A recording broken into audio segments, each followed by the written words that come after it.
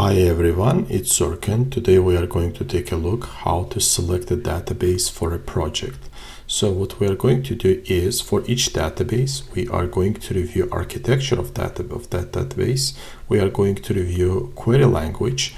Then we are going to review use cases. What are the use cases for that specific database? And then the next one and the last one, we are going to review main providers for that database. And let's start with the most widely used database, which is the relational database. So for the relational database, let's start with the architecture. So what's the architecture of the relational database? In the relational database, we are storing a data in tables. So for example, in this case, let's say that we have a table user. So for the table, we have columns.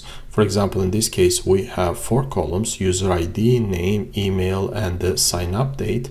And also we have a rows. So for example, in this case, we have 5 rows. So for example, we have added 5 users with their name and with their email and with their sign up date. So let's review the important feature of the relational database. What are those? The first one is the relationship type, right? If we're choosing a relational database, the important part of it that the data should have, so that there should be a clear relation between the data. So we are creating a tables and there should be a clear relationship between those tables. So for example, let's say in our case, there are different types of the relationships. In our case, let's say we have 2 tables. We have a user table and we have account table. Let's say this is a banking application and we have a users, and each user can have different accounts. For example, user can have a saving account, user can have a checking account, and so on. So the relationship in this case is 1 to many, which means that the one user can have many accounts. So that's why the relationship type in this case is 1 to many. What are the other type of the relationship types? The other types are 1 to 1, so which means that the one user, for example, in this case, we are creating another table, and in the another table we will have one corresponding entry for to our user. One to many, 1 to 1, 1 to many, and another one is to many. So what are the other features of the relational database? Other features are, so our data is structured and we are creating a schema. So we are creating a schema. In the schema, we are creating tables. The next one is that, and probably this is one of the most important features of the relational database, which is that the asset compliance, which means that each of our requests, each of our transaction, it should be atomic, it should be consistent, it should be isolated, and it should be durable. So it's called the asset compliance. And that it's very important for example, let's say for the banking applications and for the other kinds of the applications where the strong consistency and the atomicity and the isolation is the key. So this is one of the important features of the relational database. This is one of the reasons why we are choosing in the relational database in the first place. The next one is that the scalability and performance. For the scalability and performance, we can add the indexes in the relational database. Also, we can optimize our queries. Indexes, it helps. So we have different kind of indexes. They help us to quickly look up for data and search for other purposes. So let's take a look at the indexes. How many indexes we have in the relational database? So the first type of the indexes that we have is the clustered index, which determines the physical order of the data in the table. A table can have only one clustered index. The next one is the non-clustered index. It's a separate structure from the table that maintains pointers to the actual table rows. So in case of the relational database, both clustered and non-clustered indexes commonly used B-tree data structure for implementation. It's a most widely used data structure for the relational database. For example, relational databases such as MySQL, SQL Server, and PostgreSQL, they all use the B-tree data structure to store the indexes. So for example, in this case, let's say we are creating an index for our table accounts, and we are creating a non-clustered index. Let's say that we want to quickly search by the account type. So we want to create a non-clustered index for the account type, and that's how we are exactly doing that. So we are running a command create non-clustered index, and we are naming it, and also we are naming that which field exactly we want to be indexed. So what are the differences between clustered and non-clustered index? The first one is that the data order in the clustered index, it's physically rearranged as table, because every table by default has one clustered index. Non-clustered index, we are storing that in the separate structure, so no reordering is required, and also numbers are allowed. Again, in the clustered index, we can, for every table, we are creating only one clustered index. It's basically our ID. For example, in this case, the user ID. Every table should have ID, meaning that every table should have one unique identifier. So for example, in this case, it's a unique ID. Let's say it might be user ID or some other IDs, something that uniquely identifies that data. And it's usually by default, it's created by default in most of the data structures. And for the non-clustered index, we can create a multiple index for one table. And for example, for use cases, for the clustered index, it's fast retrieval by primary key or range queries. And for non-clustered index, it's a fast lookup for the specific columns. So that's all the advantages of the indexes, but the disadvantages would be that if we are creating too many indexes, then our write operations becomes too heavy, which means that it takes longer time. So we have to be careful when we are creating indexes. Indexes are good to a certain extent, but if we are creating too much of them, then it become more, so our write operations become less optimal in that case. So what are the other important features? The next one is that the primary and the foreign key. So we have a unique ID for each in each table. So we have a unique ID, for example, user table, right, that we have seen earlier. So we have a user table, and we have a user ID, and also let's say that we have account. And if we are storing in the account user ID, that ID becomes a foreign key. So primary and foreign key. So we have for each row. Let's say that we have one-to-many relationship, and in the table, when we are storing for example, accounts, we have also the foreign key, which is pointing to our user table. So then the next one is that the normalization in the context of the relational database, meaning that we are dividing our table to as smaller tables as possible. So there are several normalization forms, and we have which means that we need to divide our data to a smaller table as possible. For example, let's say that we have, if we look at the user table and there are too many fields, let's say that we can move the address of the user. So let's say the user may have many addresses. So instead of storing that into one table, so we are creating another table address, and we are using all the addresses of the user to that table, and we are creating one-to-many relationship, because one user can have many, let's say, many addresses, many houses. So we are creating one-to-many relationship. So we're dividing our table. The next one is that SQL. Another feature of the relational database that we can use SQL. So it's a structured query language. So we can query data. So we can manage data, which means that the create, delete, and do all sorts of the operations.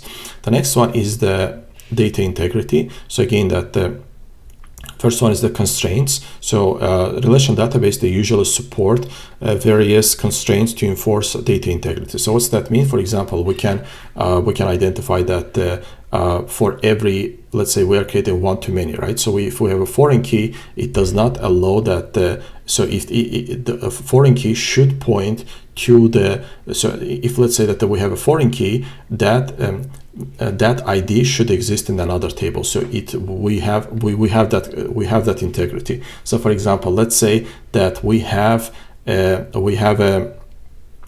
user table, and we have account table, and we have one-to-many relationship. Let's say user have several accounts, right? If we want to delete that user, it will not allow us, because we have the in the accounts table, we have a user has several entries. So which means that so we are putting in place that constraint. So we need to first remove the accounts from the accounts table, and then after that we can remove from the user table. And the next one is that the referential integrity. So again, that's the one we just talked about, which means that ensures that the foreign keys always refer to a valid record. So the next one is that the transactions. So in case of the relational database, we can allow multiple operations to be grouped together. The next one is the security. So for the security, we have role-based access control. So for example, we can give to admin different access. So we can give a developer different access, and we can give to another team members different access in the team. So it's a role-based access is usually allowed in the relational databases. The next one is the encryption. So the encryption is also in place for the data at rest and data at transit. And the next one is that the data integrity and the consistency mechanism. For example, we have a triggers, which means that, for example, let's say in the user table, we are adding an entry, we are updating an entry, and we want to simultaneously also trigger an event and update in another table. The same entry we want to update in another table. For that, we can create a trigger which will update in another table that entry. And the next one is the stored procedures. It's basically a predefined scripts that can be executed to perform repetitive tasks. So it's you can think about it as an alternative of the REST API. Actually, prior to REST API, so a lot of projects use the stored procedure. So basically, you put some logic there, and you call the stored procedure, and it returns you it filters the data, or let's say it joins the data and returns you whatever is required by your logic for that specific case. So the last one is that the concurrency support. So on most of the relational databases, they support logging mechanism for at the row level and at the table level and so on. So all of these features, they probably require a separate video, and probably in the future I will make a separate video about each of them. But on a very high level, the relational databases, these are the important features of the relational databases.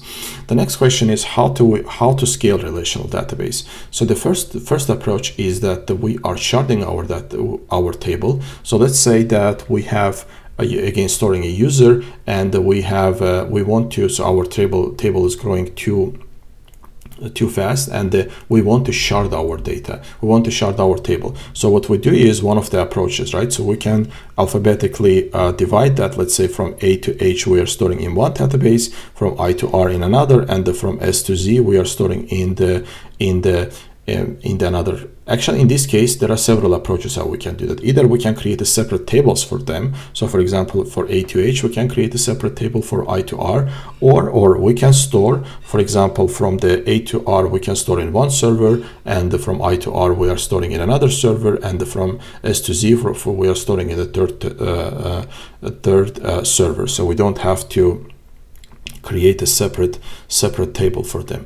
Next one is the replication. So we are replicating our data. So not to lose our data, what we do is usually, and let's say that we have too many reads. So for that, we want to use the copy of, so that we want to use another database. We don't want to use the same. We want to use the same server for writing and from the reading for the write and read requests. So what we do is we are replicating our data. So we're creating a leader and we are creating a follower instances. And usually in real case scenarios, in the real projects, we use these approaches, sharding and replications. We are using them combined. So we are using them together to scale relational databases.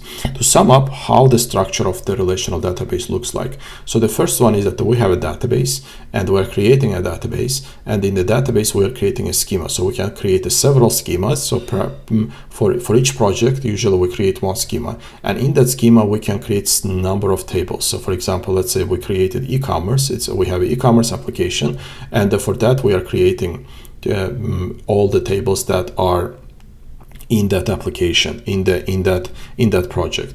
And for each table, we have rows and columns that we have seen earlier. So if we visualize how the overall overall structure of the relational database looks like, it looks like exactly like this. So we have a database schema, table, and the rows and columns. So let's go next and review the query language. For the query language, we have different types of operations in SQL. So the first one is the DDL operations, which is data definition language, which we are using to create a data, to alter data, drop database or drop table, and truncate and rename. The next one is the DML, which is that data manipulation language. We are using that for the selecting, inserting, and updating and deleting the data. The next one is that the DQL. It's the same as we have only one operation there, which is the select. And again, we have a data control, so DCL, which is the data control language, where we can grant or revoke the access. For example, we are granting a certain developer access and the developer moved to another project, so we are revoking that access. And also we have a transaction control language, which is the begin, commit, so rollback, also save point, release save point. So for example, we can start a commit, we can combine several transactions in several transactions in one transaction, and either we can commit or roll back. So all these operations are supported. The next one is that, which is a utility commands, which is the explain, show, describe, use, and set. Next, let's go to the use cases. What are the use cases? Let's take one example. Let's say that the use case let's give use case 1, which is a building. We need to build a financial application to track millions of transactions for thousands of customers and generate detailed reports. So for that, DB selection, right? So let's say we are selecting a DB and we have different options. So right now we are reviewing the relational database, but we may have also option to use the NoSQL, or let's say that other types of the databases. What is the reason behind our selection? The first reason in this case, our data should be structured, right? So it's a financial system, which means that we're going to have users, we're going to have accounts, we're going to have, let's say that transactions and so on. So data is pretty much structured. The next one is that the relationship types. So there is a clear relationship here, right? We have again transactions, accounts, users, and other tables, and we have a relationship between them. One user can have many transactions, one user can have many accounts, and so on. So the next one is that the asset compliance. So in this case, the strong asset compliance, our data integrity is very important in this case, right? Because let's say that we are starting a transaction and the user starts a transaction. If there is any failure, so that amount should not be subtracted from the user's account. So we are the asset compliance in this case is one of the top priorities.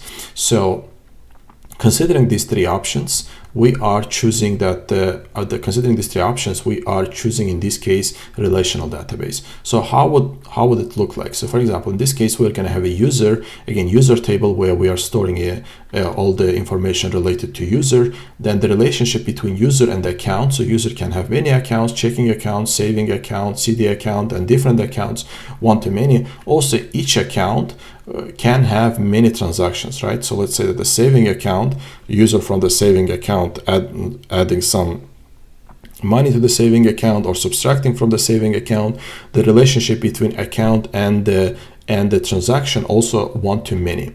So for the data definition language, right, that we are using in this case, again, we are creating a table user with the user ID. This is our primary key, and we are always defining that. And we have a name, we have an email, and the sign up date. And also we have a accounts table. Again, in the accounts table, we are creating account ID and the user ID and the accounts type and the balance and the open date. Also, in the last line right here, as you can see here, we have a foreign key, which is that our user ID, it references to the users table user ID. So what it means is, if we want to, for example, remove from the users table user with that ID, it will not allow us, because first we need to clear that from the accounts table, and only after that we can go and remove from the users table, which means that the data integrity will be enforced.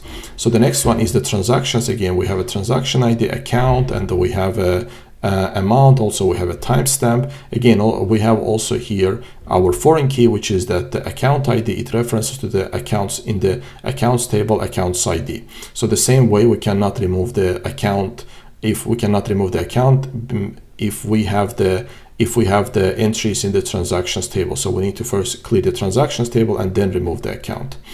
So the next one is that how we are using select, right? What would be the example of select in this case? Select in this case, let's say we want to find the users whose total transactions in their saving account exceed $1,000. So what we do is we are running a select statement, which is that the select operation, which is that we are selecting a user by name, by email, and for the sum, we are taking a sum, and we are joining our accounts table and the transactions table, and we are selecting our saving type, and we are grouping by username and the email, and if the amount is more than 1,000, so we are returning those users. This is the example of the select operation that we are doing in our use case 1.